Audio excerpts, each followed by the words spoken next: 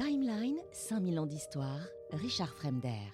Alors quand on évoque les relations entre Winston Churchill et Charles de Gaulle, ce qui nous vient toujours, c'est deux héros de la Seconde Guerre mondiale, unis dans le même combat contre Hitler. Alors c'est une image séduisante, elle est aussi largement fausse, vous le savez, parce que s'il existe vraiment une relation extraordinaire dans l'histoire politique du XXe siècle, c'est bien celle qui unit ces deux hommes incroyables. Une relation faite d'admiration commune, de disputes fabuleuse, de dépendance mutuelle, de colère mémorable et parfois même de haine passagère. Churchill et de Gaulle, en fait, ont besoin l'un de l'autre, mais ils passent une grande partie de la guerre à s'exaspérer mutuellement. Et pourtant, aucun des deux ne pourra jamais se passer de l'autre. Quand de Gaulle arrive à Londres le 17 juin 40, je répète encore, il n'est rien, absolument rien. Il est encore officiellement membre du gouvernement français, mais ce gouvernement a choisi l'armistice. Il n'a ni troupes, ni administration, ni moyens financiers. Bon, c'est pas parce qu'il a une valise de billets que bon. Son existence politique dépend entièrement de la bonne volonté britannique. Autrement dit, si Churchill décide de l'abandonner, terminé, l'aventure gaulienne s'arrête immédiatement. Churchill le sait, de Gaulle le sait, mais dès le départ, il y a quand même un malentendu fondamental qui s'installe parce que Churchill considère de Gaulle comme un allié utile et de Gaulle se considère comme le représentant légitime de la France légitime. La nuance est immense. Pour Churchill, la priorité absolue, c'est la survie du Royaume-Uni, c'est normal. En juin 40, la situation britannique est quasi catastrophique.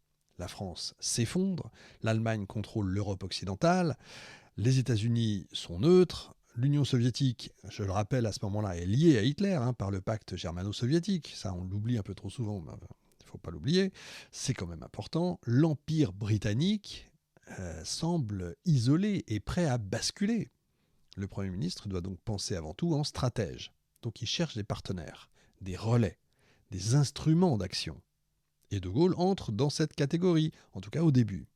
Mais de Gaulle refuse lui immédiatement ce rôle. Il n'est pas venu à Londres pour devenir un agent britannique. Il n'est pas venu pour servir les intérêts de sa gracieuse majesté. Il est venu pour sauver la France. Cette divergence apparaît dès les premières semaines. Churchill est frappé par cet homme immense, austère, obstiné, sûr de lui. Il admire son courage, son intelligence, sa détermination, mais aussi, il découvre un caractère impossible. De Gaulle ne cède jamais, c'est un morceau de métal. Il remercie d'ailleurs jamais assez, il n'accepte jamais complètement les compromis. Et surtout, il refuse de reconnaître la moindre supériorité politique aux Britanniques. Or, sa situation devrait quand même théoriquement l'y contraindre. Les bureaux de la France libre sont à Londres, les fonds viennent de Londres, la radio c'est Londres, les armes c'est Londres, en tout cas à ce moment-là, et pourtant de Gaulle agit comme le chef d'un État souverain. Cette attitude provoque rapidement des tensions. Churchill s'emporte régulièrement, il lui reproche son arrogance, son ingratitude, son incapacité à comprendre les contraintes britanniques. À plusieurs reprises, le Premier ministre songe sérieusement à s'en débarrasser, mais à chaque fois, il y a toujours un truc qui le retient, il y a dans son entourage. Et puis il comprend progressivement une vérité fondamentale, de Gaulle n'a d'utilité que s'il reste indépendant. Le jour où il apparaîtra comme une marionnette britannique, il va perdre toute crédibilité auprès des Français. En tout cas de ceux qui le connaissent. Et donc Churchill se retrouve prisonnier d'un paradoxe. Pour préserver son allié français, il doit accepter qu'il lui résiste. Et cette contradiction va empoisonner leurs relations pendant toute la guerre. Alors il y a le premier choc évidemment qui survient avec Mers-el-Kébir. Et le 3 juillet 40, Churchill prend une décision, comme je vous disais, c'est un stratège, il a besoin de préserver l'avenir du Royaume-Uni. Et cette décision est terrible. Il craint que la flotte française, qui est parmi peut-être visiblement, sur le papier en tout cas, la deuxième meilleure du monde après celle du Royaume-Uni, il craint que cette flotte tombe aux mains des Allemands. Donc il ordonne à la Royal Navy d'attaquer les navires français stationnés en Algérie. Le bilan est dramatique, plus de 1000 marins français sont tués, l'émotion est immense.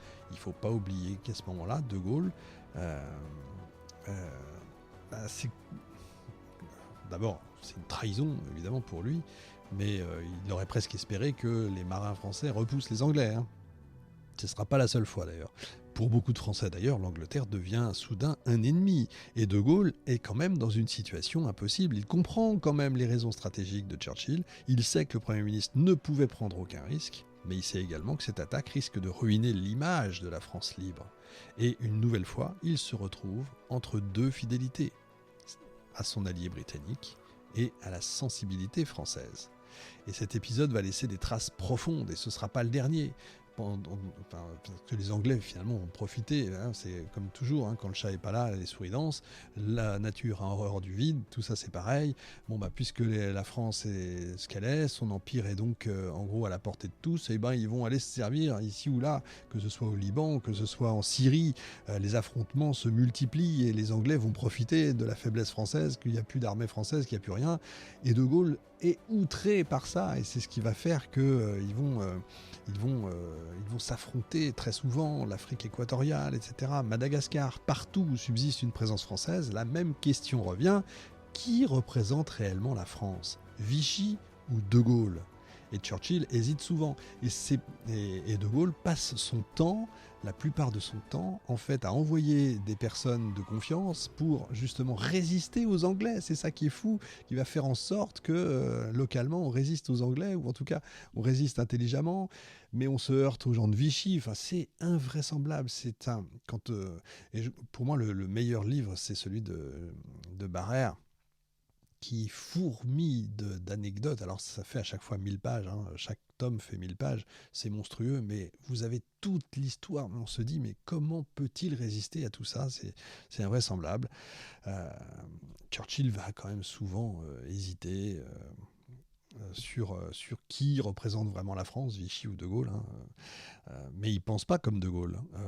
De Gaulle raisonne en termes de légitimité nationale. Le Britannique, lui, raisonne en termes d'efficacité militaire. Et ces deux logiques entrent régulièrement en collision, c'est logique. À plusieurs reprises, Churchill tente d'imposer des compromis avec Vichy. À plusieurs reprises, De Gaulle va refuser.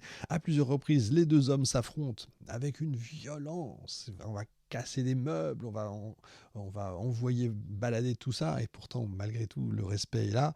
Leurs réunions sont célébrissimes, évidemment, les éclats de voix se multiplient, je crois que le film le montre bien. Les menaces aussi, bien sûr. Churchill dira plus tard qu'il devait parfois mener deux guerres en même temps, une contre Hitler et une autre contre De Gaulle. Alors même si c'est excessif, c'est du Churchill tout craché, mais ça traduit bien l'exaspération potentielle qu'il devait y avoir. Mais encore une fois, hein, ces disputes cachent une admiration réelle des deux, bien sûr, parce que Churchill voit en De Gaulle un homme quand même d'une trempe exceptionnelle. Il reconnaît son courage, sa capacité à résister, sa fidélité quand même sans faille à son pays. Et surtout, il comprend que très peu d'hommes auraient été capables de faire ce qu'il a fait en juin 40. Et de son côté, De Gaulle éprouve beaucoup de respect pour Churchill, même s'il le critique souvent, même s'il se méfie historiquement des intérêts britanniques, même s'il refuse d'être son obligé. Il sait que sans Churchill, l'appel du 18 juin, il l'aurait fait dans sa cuisine. Il sait que sans Churchill, la France libre aurait probablement disparu ou n'aurait même pas existé. Mais il refuse de transformer cette dette en dépendance. Et c'est là que réside toute l'originalité de la relation. Churchill sauve politiquement De Gaulle, et De Gaulle empêche Churchill de parler au nom de la France. Il y en a un qui protège l'existence de la France libre, l'autre qui protège son indépendance. Et sans Churchill, c'est vrai que De Gaulle aurait certainement jamais survécu politiquement. Sans De Gaulle, Churchill aurait peut-être trouvé un allié plus docile, c'est vrai, mais certainement pas un allié capable de rendre à la France sa place parmi les vainqueurs. Au fond, les deux hommes se ressemblent beaucoup plus que ce qu'ils veulent bien admettre. Tous les deux sont des patriotes jusqu'à vraiment l'obsession. Tous les deux sont convaincus d'avoir raison. Tous les deux se méfient des technocrates d'ailleurs. Tous les deux pensent en termes historiques. Quand on lit les mémoires de Churchill, et je vous encourage à les lire, d'abord c'est très bien écrit, c'est un homme de plume, c'est l'époque, De Gaulle aussi, hein, c'est l'époque où on savait écrire. Donc c'est des livres absolument merveilleux. Malheureusement, la traduction française n'est pas complète, alors qu'il y a plusieurs tomes. Je crois qu'on n'a que 2 tomes traduits en français. C'est dommage. Mais c'est vraiment... il faut lire ça. C'est des personnages fantastiques. Tous les deux refusent bien sûr la capitulation. Tous les deux possèdent un ego hors norme. Et c'est précisément pour ça que leurs relations sont si explosives. Vous avez 2 hommes ordinaires qui auraient trouvé un compromis, mais là non, ce sont deux géants qui entrent en collision, et quand la guerre s'achève, l'Alliance a survécu évidemment, mais elle est sortie cabossée quand même. Churchill va toujours garder pour De Gaulle un mélange unique d'admiration et d'irritation quand même, et De Gaulle va conserver pour Churchill un respect certes très sincère, tempéré par une méfiance constante envers les intérêts britanniques.